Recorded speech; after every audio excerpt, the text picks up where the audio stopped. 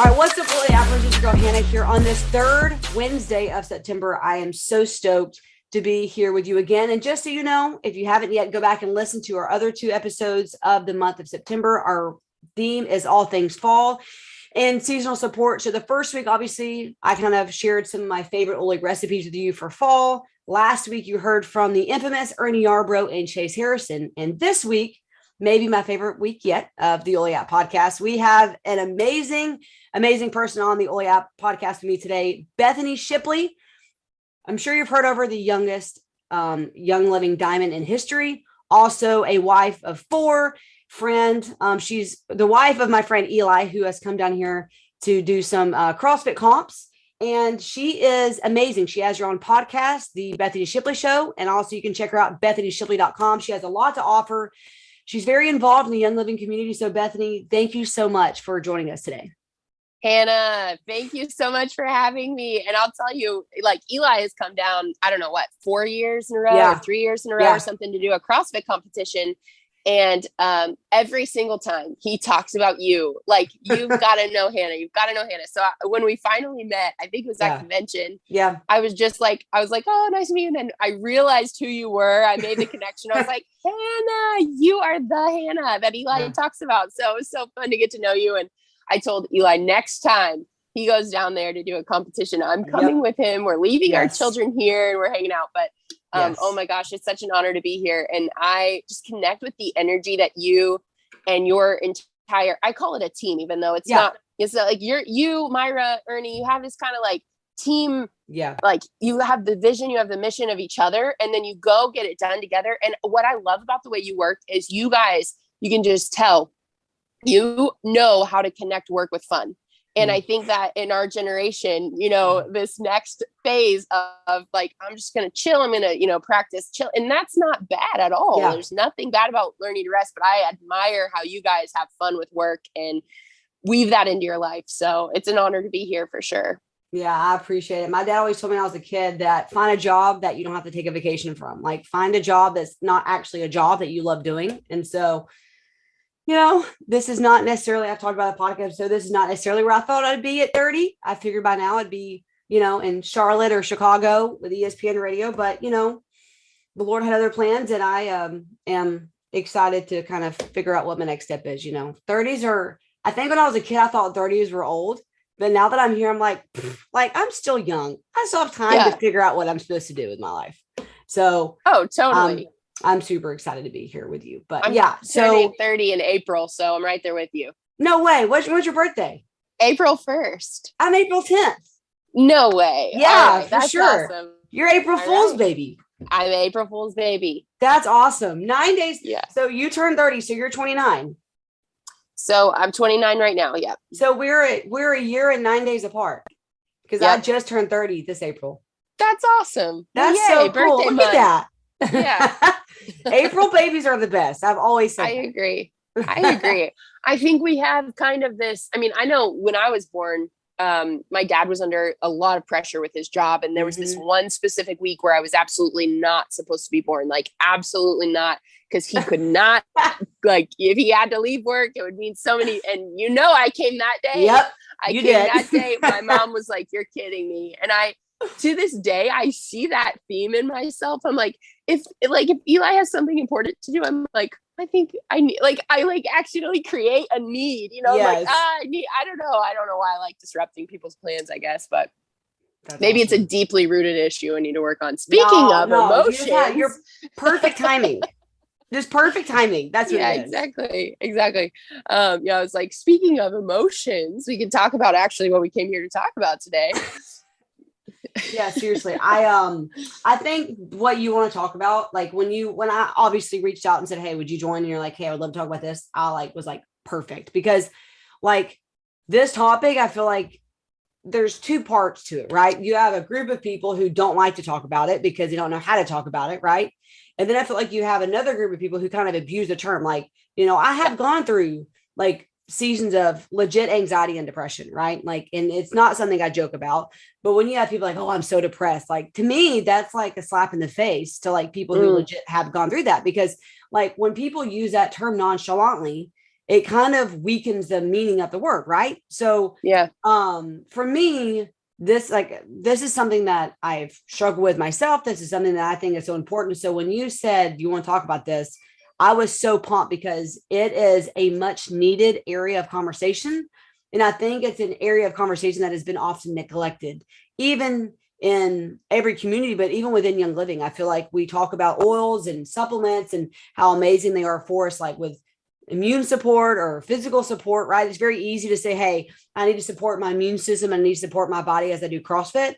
But how often we say, I really need to support myself emotionally and mentally with these products. So I am so pumped you're talking about this today. Oh, yeah, totally. I mean, just with what you said around it weakens the, the meaning. I've thought about it like that. And then recently I've kind of shifted into thinking about it a different way, which has helped me. And that is when people say that and they throw around the term, depressed or anxious, it just exposes that they actually are naive. They don't understand, when you're in that space, there is no way to understand, because if you try to explain it logically, it doesn't make sense. Yeah. And that's the thing that, when you're trying to open up and, hopefully if you've been through, as other people are listening to this, they've been through this.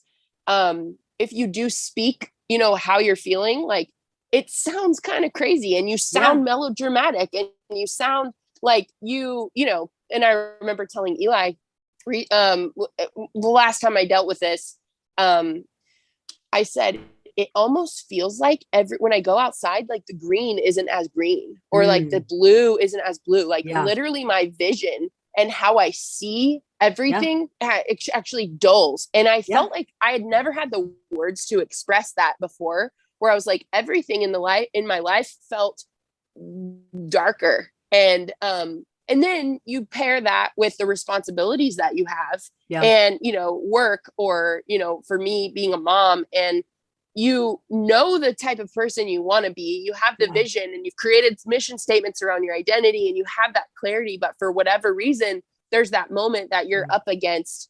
I mean, I've been up against, all right, the shame of I'm not being the mom that I want to be. Yeah.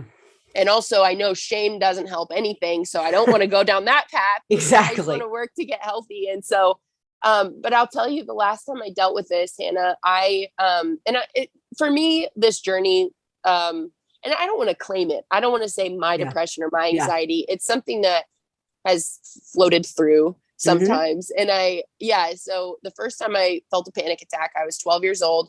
My family was traveling and singing around churches, and we would travel in a bus. And one of our meetings was at a youth camp, and I had just had one of my first crushes, and he was flirting with me and I was flirting with him. It was like really exciting, and because it was like, oh, we're at church camp and like, here I am official, I got a little boy toy going on. And he was older than me, and I remember just wanting to impress him. And that's kind of my personality. I like to impress, I'm kind of a performer, and in a way, like, I mean, even when I met Eli, I was like, he was in the gym and I was playing basketball, and I was like trying to impress him by playing basketball. Like, it's just funny. I got up there with my family to sing, and I had a panic attack. And I remember it was my solo. And so it was just, and my voice just shut down. And I kind of laughed it off because I was so embarrassed about how it was sounding. It was sounding really bad. And I grew up with a very musical family that was, all of my family, extended family included, classically trained. Wow. Like, I knew what was right and what was wrong. And I was living under perfection in that moment, where I was like, if I can't do this perfectly, and I have my brothers, my older brother and the brother right under me. Well, we have there's 5 kids in my parents' family. So those two were extremely, and still are to this day, extremely advanced in music. And so I played the comparison game as well of like, so my little brother, his name's Jake. He's been on The Voice, and you should have him on one of your shows. He's a fantastic, Jake Wells. We love talking about The Voice because it's like his little fame, but That's also awesome. He's extremely talented and still does, even in my opinion, better work now than he did a few years ago on The Voice. Yeah. But anyway, all that to say, I remember looking at him, and he got me in that moment. He could see what was happening, and he took over for me. in future songs, if I would have a panic, I would have that moment. And so for me, it started out situational. It was like, we're on stage, I'm feeling terrified. This is the one thing I'm expected to do that I should be doing, and I can't perform. And then boom, shut down. So that was the first experience. I had no idea about the chemical side of it. I had no idea about like, okay, if you're not balanced emotionally, chemically, emotionally in your brain, then you're gonna have those feelings. Hormonally, I didn't have any context for that. And of course, that was the exact same time I'm going through puberty. So fast forward, I had those moments of like, I would lay in my bunk bed. I remember, 13, 14 years old, and just cry. And I was thinking about ways that I would take my own life. And I would never speak that. I would never say to anybody that I was thinking that way. And I wouldn't have even done it. And I knew I wouldn't do it. And that's why it felt safe to explore, I think. And I'm like, it was, and I felt extremely sad. But then in a few days, I would come out of it and, be like, okay, I'm all right. I was sleeping a lot during that time. I got very sick around that time as well. Lost about half of my hair. If you see my hair, it's really thick, and I had bald spots all over my head. And so that was just what was chemically going on, was showing up in my physical body too. So I was sick for about a month and a half.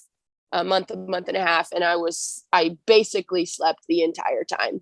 High fever. We were traveling. My parents would sing in churches, and looking back, and this just like breaks my heart to even remember, like looking at myself as a child and realizing what was going on. And I didn't know what was going on then. It was my body protecting me from those emotions to like experience feeling that way.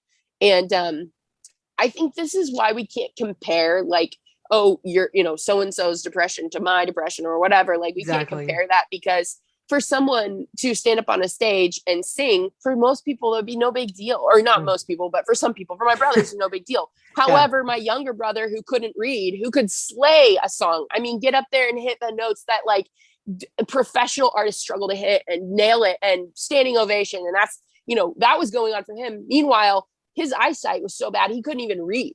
And so he's like, 10 years old, struggling to read the word faith, on a book. We go into a Sunday school church. They don't know anything about our family. They don't know who he is. All they know is this, musical talented boy. And they call him out and tell him to read this chapter in the Bible. And, he's got to stand up. And I just took it. I grabbed the book and I stood up and I started reading. I pretended like they asked me, because I knew in that moment that was going to be for him. And so in the same way he would take my solos, I would take his, opportunities. And we talked about this recently, me and my brother.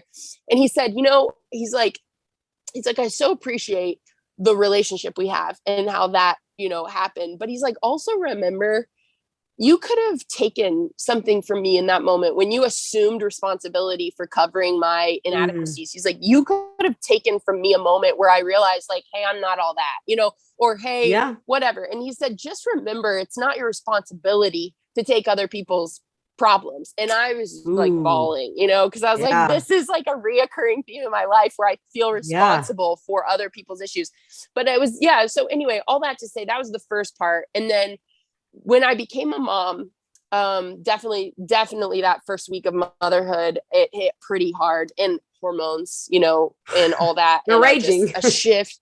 Yes. Hormones are going crazy. They're dropping from sky high to plummeting to supposed to get to normal. I remember feeling just this pressure of, this is my new life, and I can't do anything to change it. It feels so locked. And it wasn't about the responsibility of changing the diaper or, doing the thing. It was about that I constantly had to be listening now for someone else's problem. And so it wasn't buckling the child and going to the store. It was like that I'm now all of a sudden from my free, what do I want to do, to I'm waiting to hear somebody cry. And it became so hard that, I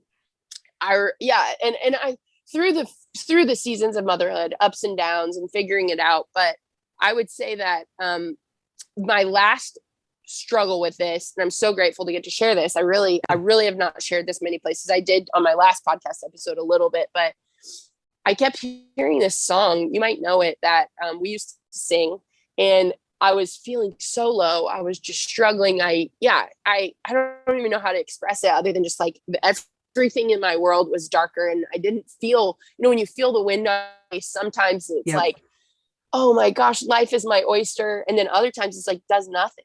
And I was just in that place where it's like, okay, beautiful weather, whatever, and I kept hearing the song, and the lyrics are leave a well in the valley. And it's a metaphor about whenever you go through something, you leave a well for that. You leave resources for the person that's going to come behind you. And it just was going through my head, and I wasn't even connecting the dots until one day,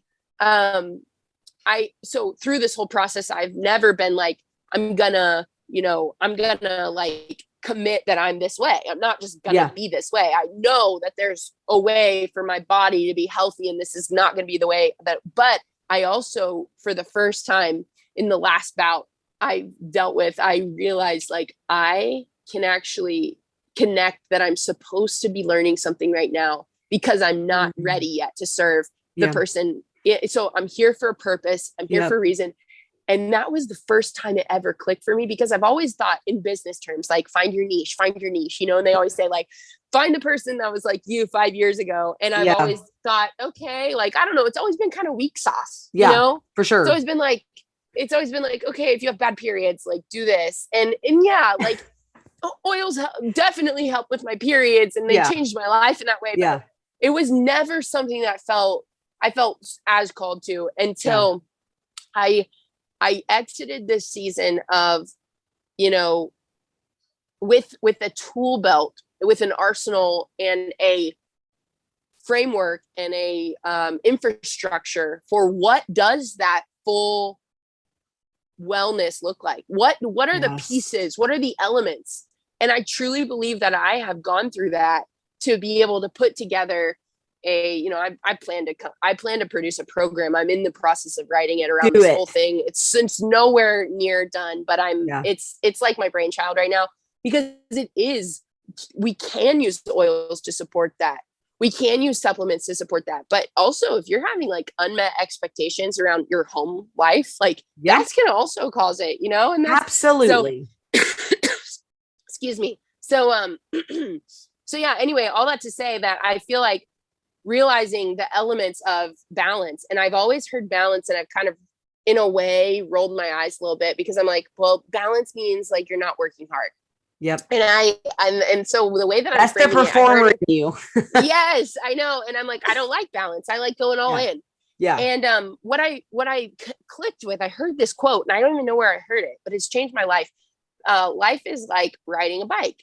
In order to move forward, you have to have balance. Yeah. And I realized that, like, if you have let's say a car, and you have one wheel that's like, empty of air, flat tire, you're not going to actually go as fast as you could. And so the wheel for me is, and I haven't really figured out like the way to say this in a way that's like, catchy or Baptist preachery or whatever, like all the C's. But like at the end of the day, there's like half of the wheel is physiological. It's the physical side. It's the movement. It's the sleep. It's the supplementation, diet, nutrition, water, what you're getting in. And it's the environment, the emotional and toxicity of the environment. Yeah. The other side is the unmet expectations. This is the emotional side. So you got the physiological side, and then you've got the emotional side. And the emotional side is around, like, how do you feel in your space? Like your home, does it feel homey? Does it feel, like grounded? Yeah. You got your social, are you connecting with friends? Yeah. Are you engaging with people in that, like, community way that we're designed to? Are you playing? Are you playing in your life? Are you doing things that are fun? And then are you doing something that's causing purpose in you? Like, and I think that work should be purposeful. Yeah. And I think even in the, I was listening recently to Mike Rowe, and he's the host of Dirty Jobs. Oh, I love him. I love him. And I love him too. And he did this interview with Ed Milet not too long ago. Yep. And I love that podcast. It's a great one. I'm sure you listen to it. But Mike Rowe is talking about how one of them, I can't remember how the conversation came about, but basically one of them went to this mechanic and this guy's fixing their car. And he's like, this guy is brilliant. You know, he's like fixing his car, something he could never do. He doesn't know how to do. He said he has a name on his shirt and he's an artist and he's a creative artist with like all this analytical data and all of this stuff. And it just, he's like, well, the problem with our society is we say higher education as if it's some sort of like higher, more elite special thing. When in fact, you know what? If you're doing what you feel called to do, like you're feeling like that lit upness for work, oh my gosh, your purpose is just there. It's not your boss's fault. It's not your parents' fault. You know, it's like, it's actually no one's fault. It's just opportunity to grow and flourish in whatever role. And, you know, we've all had to do something we don't like to do in order to get to a place of things we want to do. But there are people who even in the most dirty jobs really feel lit up about what they do. And so I just, anyway, that's kind of a ramble on the purpose side, but that's kind of the wheel of what I'm working with. And so all of the wheel for me boils down to routines. And this is where I feel like people get locked up, is they're like, oh my gosh, well, how am I also going to have a social life? And also going to have, you know, time to like drink my water. And what I've found, and I know we're not, for those of you who are listening, Hannah and I can see each other. You guys can't see us, but right behind me, I have this little, on my oven, these little whiteboards, and they contain my morning, afternoon, and evening rituals. And I call them rituals because routines are kind of like things you do. Rituals are like protocol with emotion. And these rituals include take my Super B, because Super B is like so important for the nervous system. If you're someone who struggles with anxiety and you never take in a highest quality B vitamin of B, you know, Super B, double up on it, take 4 a day for a few days and see what happens, because it's almost like that moment when you're hangry and you're sure it's something else, but it's actually not. You're just hangry. You take your Super B and you're like, okay, I feel so much better. Your water, you can literally say part of my routine is to drink 8 ounces of water in the morning, in the afternoon, and at night. Part of my routine is to stick clothes, like my kids' dirty clothes, in the washer at night instead of delay start. Part of my routine is to make sure that the sink is always ready for receiving. So if it's full, like, and that happens at a specific time. So all of this routine rituals is where it boils down to. Everything rises and falls on rituals. And for those of us who struggle with anxiety and depression, I'm just going to tell you right now, I believe that we have a tendency to not value balance in the way that those who don't struggle do. And so they value routine. So they value getting up and doing these things. They see the laundry's, you know, getting piled up, I'm going to go ahead and do that. People who have a tendency, and this is just my like unexpert observation, we are like gonna go. Oh shoot, I forgot that, you know. Go. Oh shoot, you know, and we're always responding and we're not initiating. And so what routines does, what rituals does, is it shifts that responding mode into initiating. And that's where, like, to me, the oils come in. Diffusing joy, putting joy over your heart. Okay, Hannah, have you had an experience with this? Oh yeah, like joy was the second ever oil I used. When I first met Myra, I was a hot mess. I still am, but less of a hot mess, I guess. But she gifted me. But you're a hot mess that smells great. Yeah, seriously, that's the new oil. Yeah, like she gave me a diffuser and a bottle of Sarah. Right. Because I just had some emotional trauma I was working through, emotional issues. And then the next oil I used was joy. And I then transitioned to the Great Day Protocol, Gary's Great Day Protocol. But the oil joy to me was a literal lifesaver. Like that oil changed my life. And for me, that's why I'm so passionate about this emotional health, because, you know, it's easy to, there's a quote by C.S. Lewis. I need to find it while you're talking, but yeah, Google. I love C.S. Lewis. It's about the heart. I know, while you find it, and I'll tell about joy oil. Do it, because I want to hear it. So joy oil, for those of you who haven't used it, it's a combination, it's a blend. So all of these single plants, you know, get these beautiful oils extracted and put into a blend. And the frequency of the oil is of the same frequency as joy. So frequency is basically scientifically how fast the neuron travels around the atom. And that we are all made up of atoms. And so if someone is high frequency, they just have a good vibe, like a high vibe. You can feel that. They walk in the room, they're high energy. If someone has low energy, they're low vibe, they have low frequency. And so joy oil, literally, when you put it on, because it has rose oil in it, which is one of the highest frequency oils, it literally changes your frequency. And that's why people experience these crazy, like, I was feeling terrible, then I use joy. It's not always just like one drop and they're good. Sometimes it takes time. But you find the quote? Yeah. So C.S. Lewis is a book called The Problem of Pain. And it says mental pain is less dramatic than physical pain, but is more common, also more hard to bear. Their frequent attempt to conceal mental pain increases the burden. It is easier to say my tooth is aching than to say my heart is broken. Wow. Yeah. That's awesome. Yeah. That's so true. And that hits home because,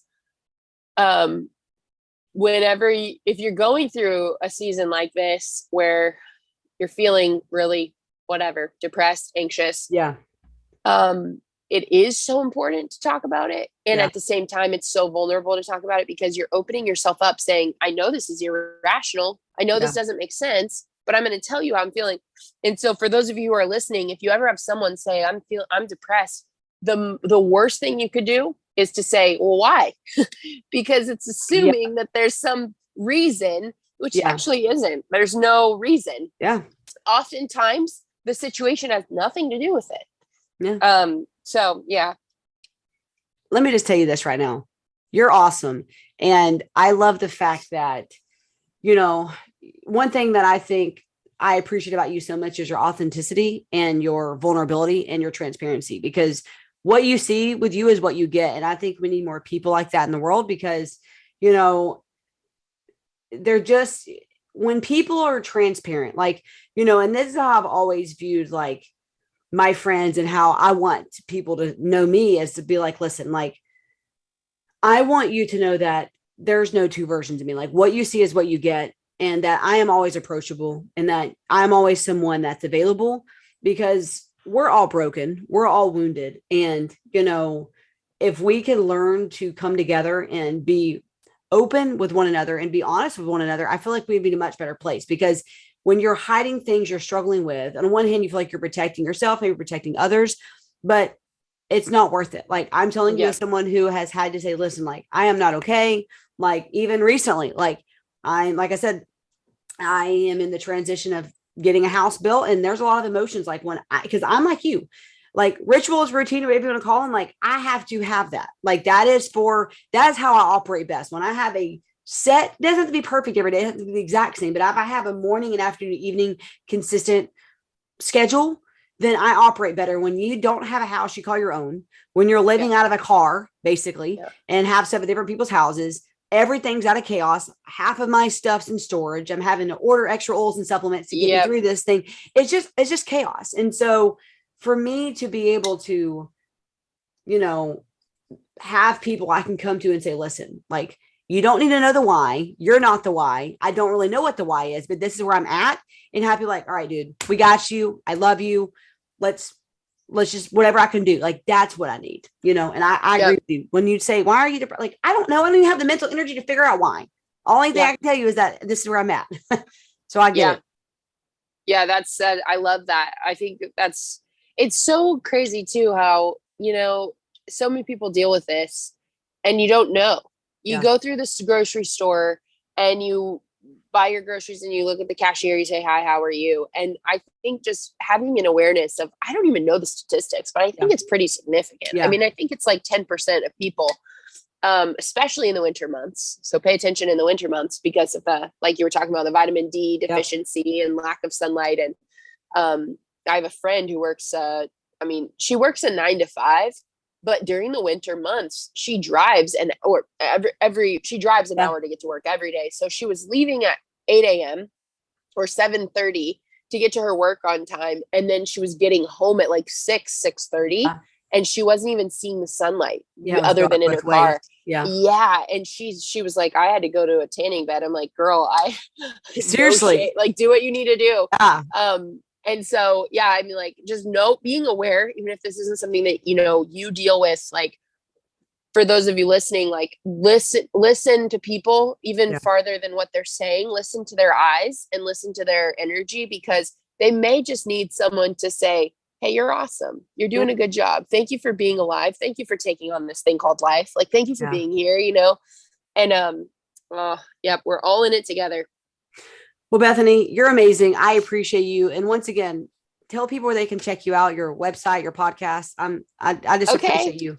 Oh my gosh. I appreciate you having me on here and being here, and just being who you are too, with your authenticity. And, I believe in the theory of, 1,000 mirrors. So everything you see great in other people is actually just you. So,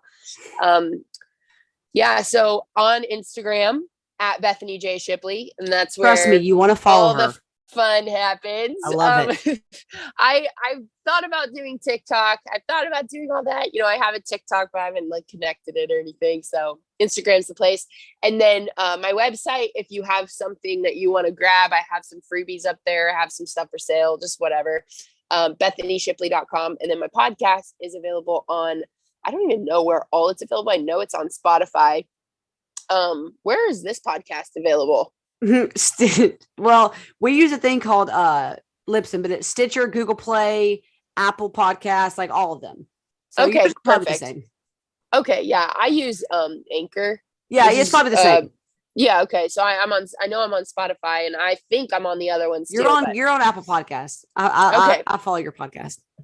Okay, perfect. But yeah, so the Bethany Shipley Show. And the Bethany Shipley Show is just whatever's on my heart. But what's fun, my first episode I ever did was called My Obituary.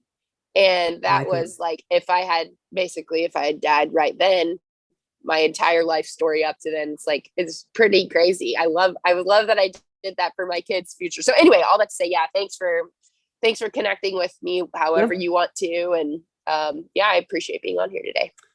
Well, Oli Appers, we're going to definitely have to have Bethany Shipley on soon. Once again, check her out. Instagram, her website, BethanyShipley.com, and the Bethany Shipley Show. And I'll be back to you next week. Bye, guys.